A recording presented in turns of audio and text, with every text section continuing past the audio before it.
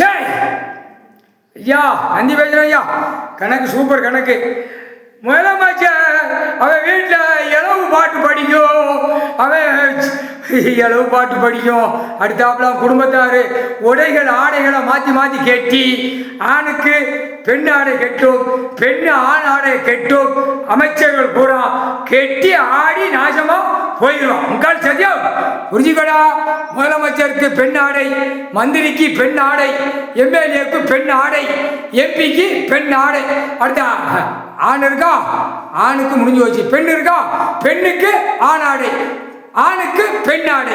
ரெண்டு கழுதையும் ஆக்கங்கட்ட கூயல் மாற்றி மாற்றி கெட்டி நாசமாக போயிடும். முக்கால் சத்தியம்.